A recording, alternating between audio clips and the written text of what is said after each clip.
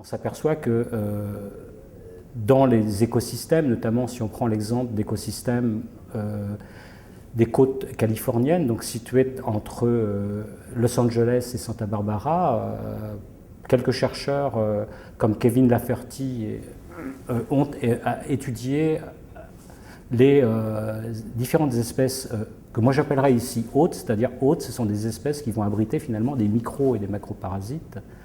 Et donc, dans 3 marais salants de la côte californienne, ils vont prélever tout ce qui était possible de prélever. Alors, ça pouvait aller de crabes, grenouilles, oiseaux prédateurs, loutres, etc.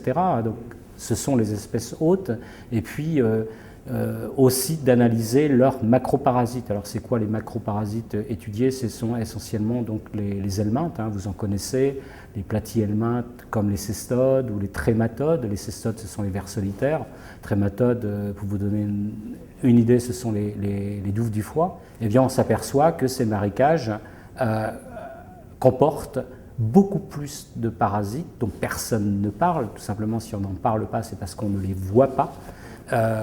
Beaucoup plus de parasites que d'espèces hôtes.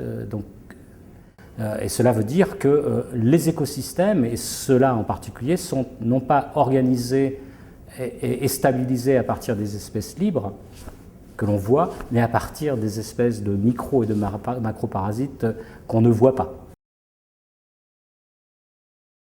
Et donc transposer au problème de l'écotoxicologie et des perturbateurs endocriniens, probablement ou certainement, plutôt que de cibler sur certaines espèces, et on a vu cibler sur les prédateurs en particulier, mais on apprend que ces prédateurs, ils sont prédatés par d'autres organismes qui sont les parasites, donc il faudrait évidemment plus travailler sur les parasites que sur les prédateurs.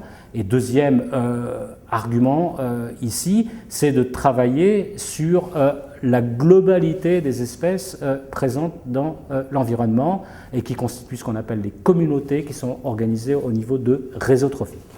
Et troisième sujet abordé concerne la transmission d'une mycobactérie particulière qui est responsable de l'ulcère de Buruli dans de nombreux pays de la bande intertropicale et notamment dans de nombreux pays africains comme au Congo, Cameroun, Côte d'Ivoire, Ghana ou Bénin. Ce mycobactérium, encore une fois, plutôt que de cibler sur certains acteurs du jeu dans la transmission, c'est d'essayer de comprendre dans sa globalité la transmission en prélevant dans les écosystèmes où Mycobacterium ulcerans est présent et qui cause ce qu'on appelle des ulcères cutanés donc, sur la peau des individus qui en sont infectés, et qui est un véritable drame, c'est ce qu'on appelle une maladie infectieuse négligée aujourd'hui.